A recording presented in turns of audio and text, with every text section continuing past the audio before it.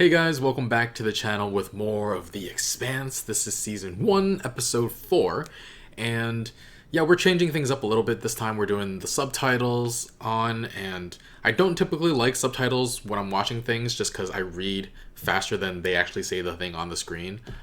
But there is a language barrier with the Belters. I was trying to find Belter-only subtitles, but I couldn't find that for whatever reason. But yeah, hopefully I'll be able to not just focus on what's happening on the screen and just like ignore the subtitles until they speak Belter. But yeah, I'm excited to see what happens next. Havelock just died. Like I said last time, I didn't feel the emotional weight of that, but I do understand the consequences. And it'll be interesting to see how Miller deals with that, how Gia deals with that. And then meanwhile on the the Canterbury survivors are on the Donnager, and they are trying to show that they're trying to indict Mars, but Mars is innocent. So they've also got that ship incoming towards the Donnager. Don't know what that's about. And Christian is down on Earth. We've got all these storylines going on. I feel like it's a lot of world building, but I feel like we're headed somewhere. So I'm excited to see where that is. And I've gotten some comments saying that episode 4 is where people really get hooked. So excited for that. If you want to watch the full reaction, check out Patreon in the link in the description below. We've also got early access there as well. So after this, you can watch episode 5 if you're watching this on YouTube. If you're watching on Patreon, we don't have another episode after this. But yeah, okay. Let's get started. You know the average life expectancy on Earth is? 123 years. It's even better on Mars. Whoa. You know what it is on Ceres? 68. And with the recent unpleasantness, that average is only going down. I'd like to know what the hell Holden is discussing with the captain right now. For all we know, he could be working out a deal. Yeah, for himself. There is no trust on this among these guys. I see here is You need to recant. Blame Nagata. True or not, it will change the narrative until cooler heads prevail and figure out what really happened. I won't do it. Missile launch alert. Sound general quarters. All hands battle stations. Prepare to return fire. It's just become a suicide mission. The Donner's just The gonna start wipe them was out. laid, and we're going to finish it. What if they've got more stealth ships? They look very, very calm. They think their military is like so much better. I could never understand your people.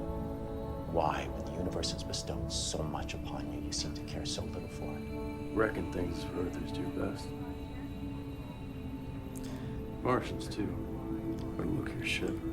We are nothing like you. The only thing Earthers care about is government handouts. Free food, free water, free drugs, so that you can forget the aimless lives you lead. Holden isn't exactly like other Earthers, though. Earth is over, Mr. Holden. My only hope is that we can bring Mars to life before you destroy that, too.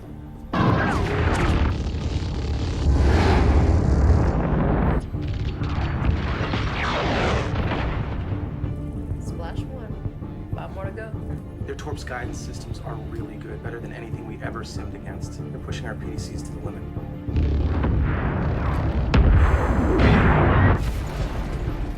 Enough of this. Bring up the railguns. Let's finish this and go home. Aye, sir. Diverting power to railguns.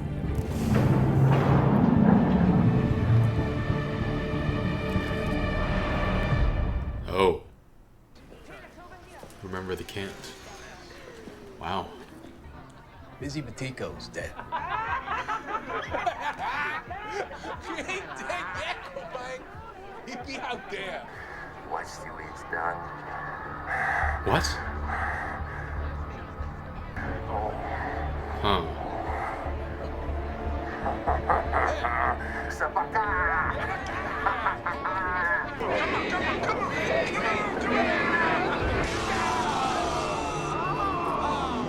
Now he's dead. Now he dead. Shoot up back. There have been rumblings that you should be replaced as head of operations for the project. Your ties to the OPA have been making a number of elders and the general authorities uncomfortable. The OPA is only interested in human rights and jobs for all Belters. Without me, you're gonna have a very difficult time retaining the most skilled Belters for your project. You're about to send your best and brightest Mormons on a 100-year voyage to a new world around a new sun. Who knows what tragic malfunctions might occur along the way.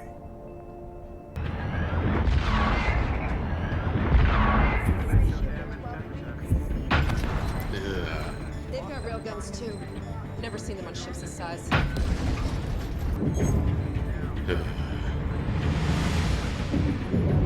I've seen a ship like that before. Everything's gonna be okay, okay? This is gonna calm you right down. We're all gonna be just fine.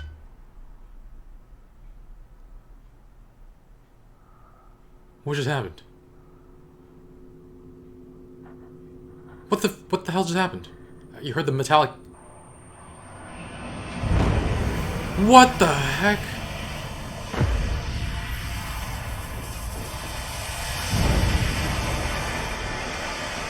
Wow, that is just... You can't get more unlucky than that. Man, I liked him. He was like the good comic relief.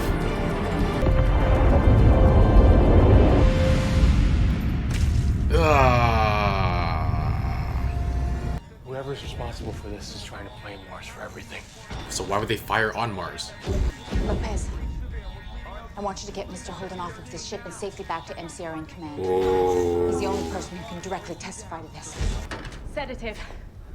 There's enough here to take one of us out, which will slow down their breathing and cut down our oxygen use. Maybe buy us a little more extra time. I want to wake up.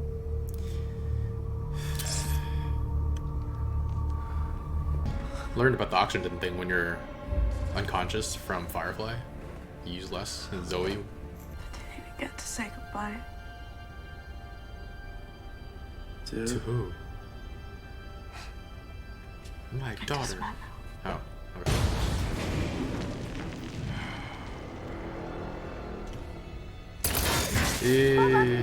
Hold it, get back and stay back! And stay down!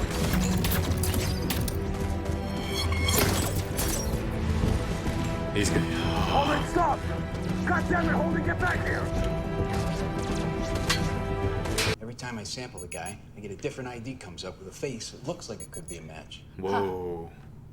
Your stuff's got a lot of implants. I bet he has an ID spoofer mod. They're designed to spin cops, waste our time chasing down false leads. Ha! Memory He's got a memory crypt. crypt in his calf. Miss. Just keep stabbing the dead guy. Just wiggle, wiggle, wiggle, wiggle, wiggle. Miss.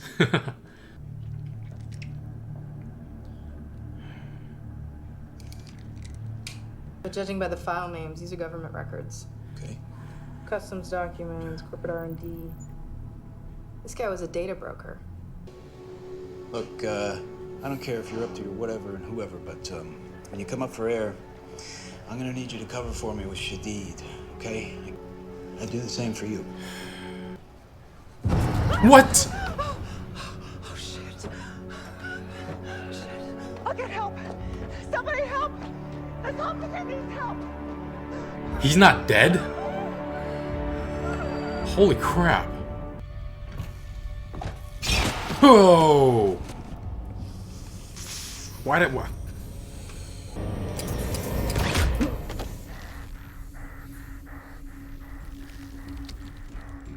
What? His weapon is keyed to his armor. You couldn't have fired it. You're welcome. You barely know those other people. They're only here because of me. I'll make you a deal. A deal? What could he have to bargain with? Deal is this. You will all testify that Mars had nothing to do with the Canterbury's destruction. Donnager was dispatched to Phoebe Station after she went silent for several weeks. Their bodies were incinerated. We found them refrozen to the walls of the ice tunnels. What? We thought it was a fire or a chemical spill, but then we discovered that all the computer cores were destroyed. You mean someone did it deliberately?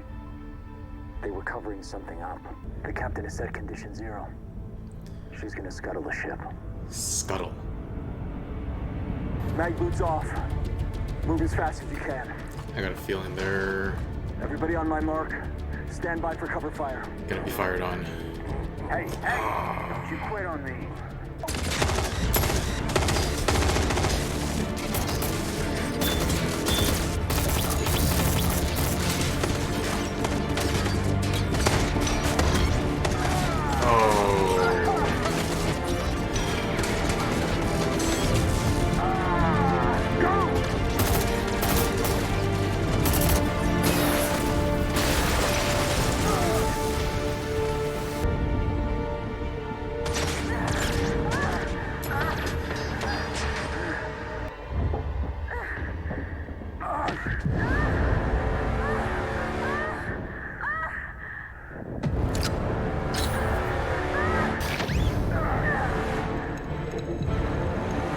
He's like, ah, why'd you kick me? Oh, okay.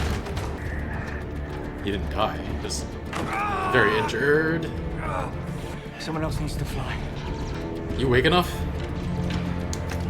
Whoa! Go! Wee. I need some juice. Oh. There you go. Yeah, I don't think that'll work. Oh. Nice.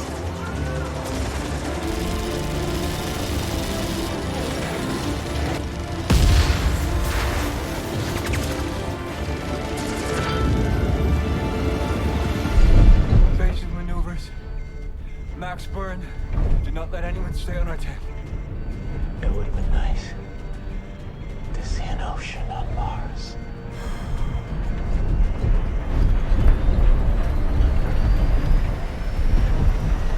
Max burn.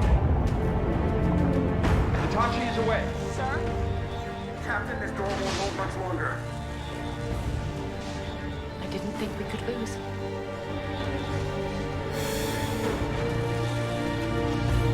Blow the ship.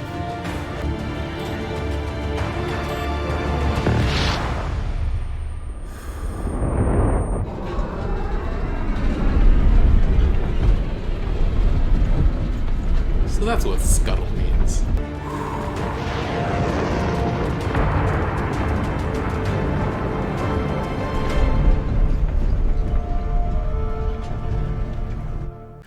Alright guys, I got a haircut and I'm ready to talk about this episode.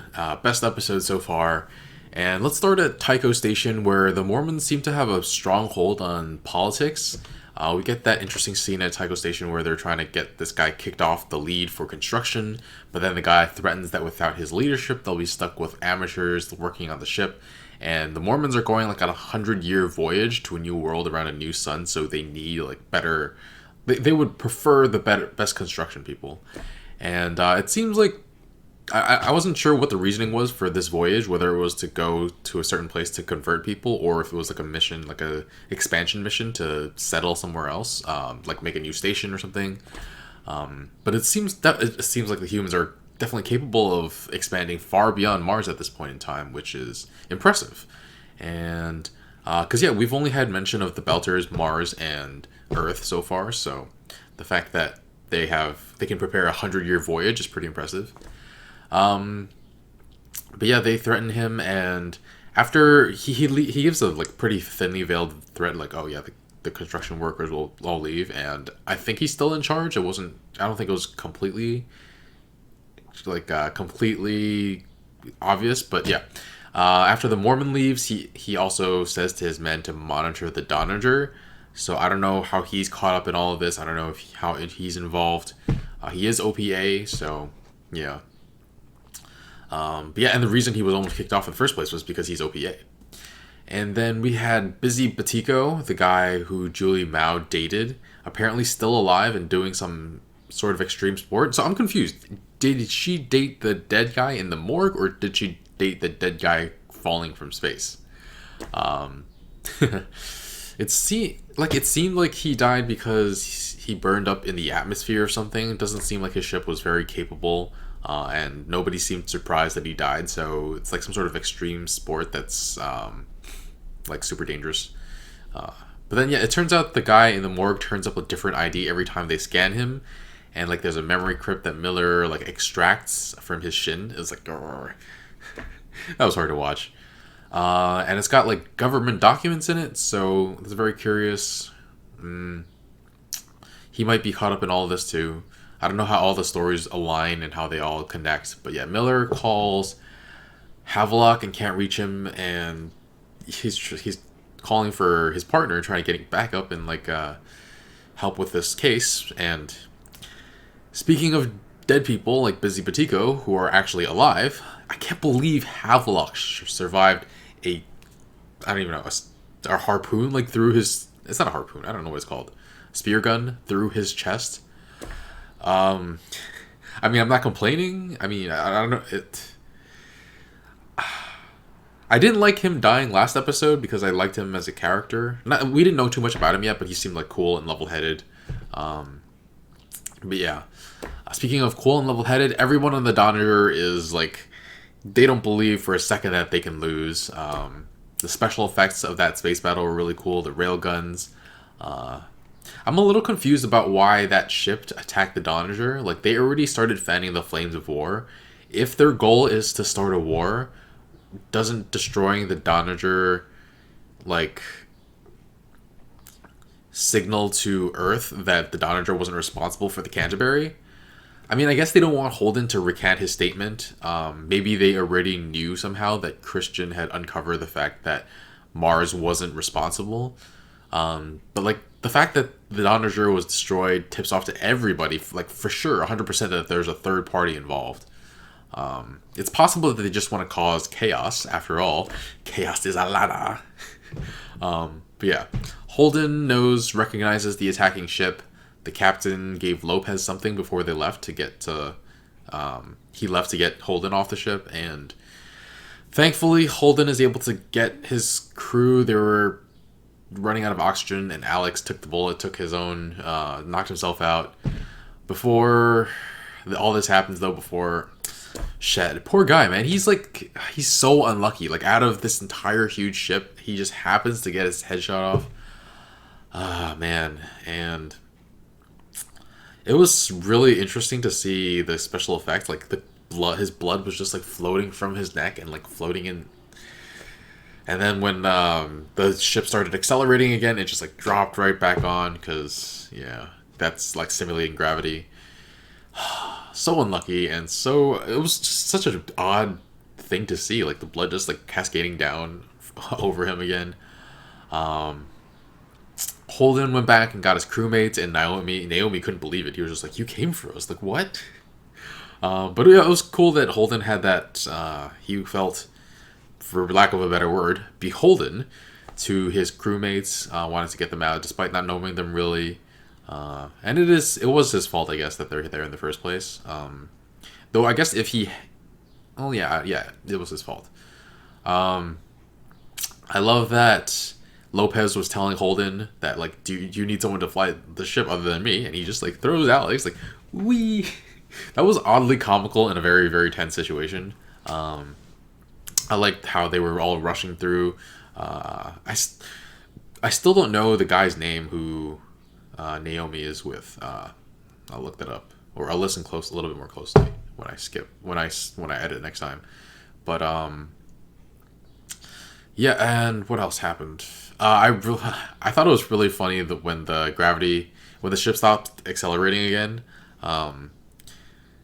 and Naomi and Holden like started flying into the air. He like kicked her so that he could go back onto the ground, and she was just like, ah. In that moment, I was just like, "Does she not know?" Yeah. I like to imagine she didn't know what was happening and just thought that Holden like kicked her for no reason, and she was just like flying away. But yeah, he was able to get back down on the ground, and once they were away, Captain Yao scuttled the Donnager. So yeah, that was that. From going from. They don't think they can lose. They're so calm about everything. These guys have never really been in combat before. They've all been doing simulations. And the ship was like moving beyond their simulations. They've never seen like torpedoes aimed or something that accurately, and things like that. That was a huge turnaround. And I think there's just one more thing I wanted to talk about this episode, and I'll probably go into politics a little bit. If you've watched some of my other shows, reactions to other shows, I talk a little bit about that and when it's relevant. The coroner at the very beginning of the episode, I think, yeah, he was saying that the average life expectancy on Earth is up to 123 years, and it's even longer on Mars. And I feel like this show is pretty dark most of the time, but the idea that we'll continue this trend of longer and longer lifespans when we have global warming, we've got corporations poisoning us, when we've got when income inequality is getting further and further, we've got suicide rates going up everywhere. It seems oddly optimistic for our life expectancy to go up another 40 years in the next, however, I don't know how many years, but I'm not actually sure when this takes place, this show. I think they might have mentioned it at the very beginning, but I'm not entirely sure. We'll find out eventually. Or if they've already told us, you can comment below. But yeah, I don't know too much about other countries. I know some other countries have gone down as well recently, but in the United States, life expectancy has gone down for the last 3 years in a row, and that hasn't happened since 1915 to 1918 because of World War I and the flu pandemic. And there's a lot of reasons, but the main one is because while the economy is doing well, like everyday people are struggling, people are committing suicide at record rates. Like for the first time, suicides are passing car accidents as a leading killer, and people are dying due to the opioid crisis. So, like corporations, the ones who created, I believe it's some sort of opioid. I think it's fentanyl, but I'm not entirely sure.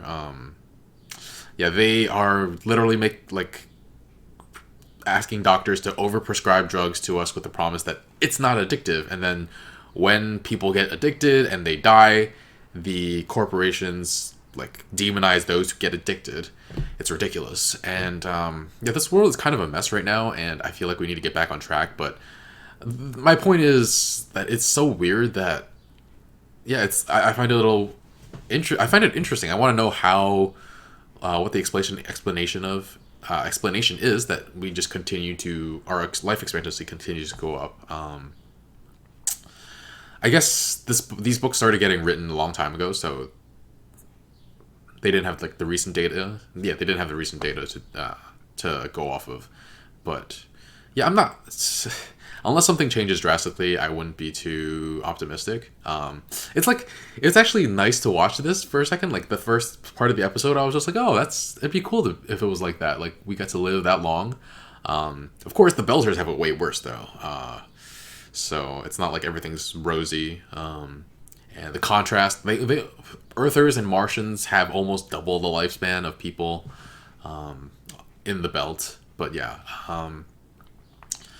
It just made me think at this point in time, right now it is June 16th. This is the morning of the time I'm going to release it on Patreon. At this point, I don't support a specific presidential candidate. I support five different people. There are more people who I support more and people who I would definitely vote for today. There are 5 people who are each stronger on certain issues than all other candidates, and I just want all of them to consolidate all their issues. But I have to say that I've learned, this cycle, I've learned the most from watching Andrew Yang. He touches on something important, which is that our country is measuring the wrong things for success, which is GDP. Yeah, just GDP basically. At the State of the Union, we're talking about GDP's going up. Yeah, we got tax breaks to everybody, or they say tax breaks to everybody, but it's to the 1%. And I think something Andrew C. Yang says that's very important is that we should be measuring the right things. So we're already measuring the right things. It's just that we don't count those when we don't use those as yardsticks to measure the success of our country when it comes to this. For instance, the State of the Union.